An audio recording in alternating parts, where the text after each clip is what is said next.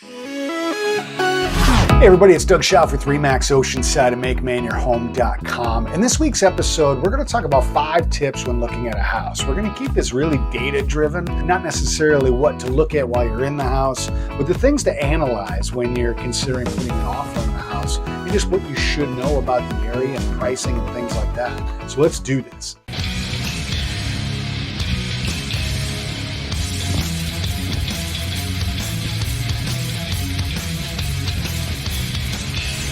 All right, guys. Hey, today we're going to talk about 5 tips when looking at housing. We kept this really kind of data-driven. We weren't going to talk about, what to look at when you're in the house and all that stuff, because everybody's different there. Everybody kind of likes to look at the systems, or somebody might like just to look at the kitchen. Obviously, you want to look for what's wrong with the house, things like that. But this is going to be more about what's happening in the market and how to guide you to look at like pricing and what, just help you make a educated decision when looking at putting in an offer on a house. So 5 things. So number 1 that we're going to jump right in on is real estate inventory. I recently did a video talks about what is a seller's market. I highly recommend you check that out. It talks a lot about inventory and what it is, what's on the market, how long is it going to last, what kind of demand is out there, is it a buyer's market, is it a seller's market? So you want to look at the inventory, what's happening, how many houses are there on the market for people to look at. Currently, we're in a seller's market, meaning there's just not a lot of inventory out there.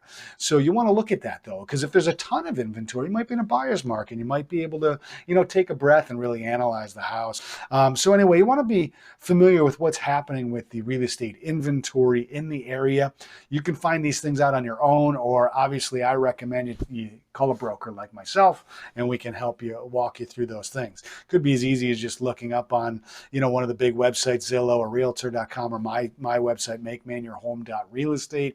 You can see what's on the market and check out inventory and things like that. Number 2 is recent sales. This is a big deal. This is really kind of how we kind of roll in to figure out what the house is worth, what has sold recently in the area. When you're looking at recent sales, maybe you don't necessarily need to look at exact comparable sales, to figure out pricing on this, but, just get a general idea of what has sold in the area.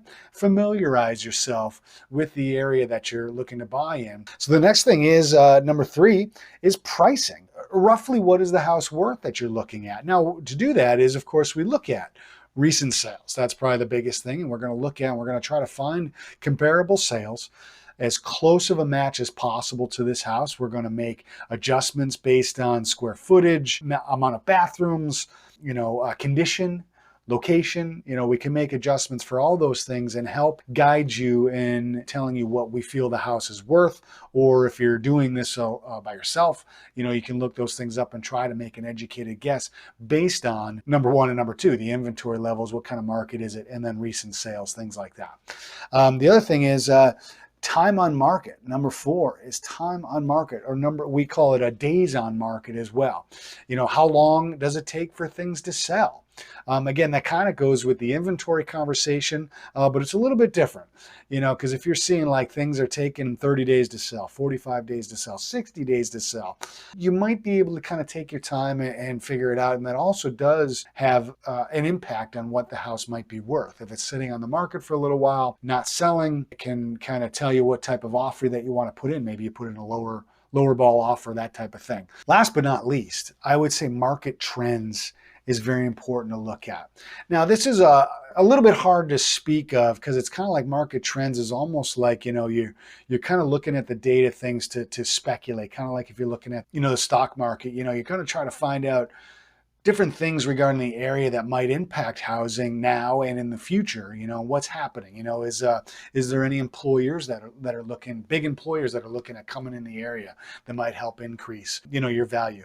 Another thing is like new developments. Let's say you're one of the first houses in a new development. You might be able to speculate that, hey, once the neighborhood is built and like ready and all nice and stuff, you're probably going to get an increase in your value right away, just because you're the first one, and then all of a sudden now the neighborhood's built, it looks nicer, your values could go up depending on the quality of the builder and the trends that builder has with the type of work that they do. Hopefully this helps, guys. If you have any comments, leave a comment below. Send me an email, hit me up on Instagram, Facebook, LinkedIn, wherever. And remember, if you're going to make Maine your home, you don't have to do it alone. It's really good. I'm very glad I took the van.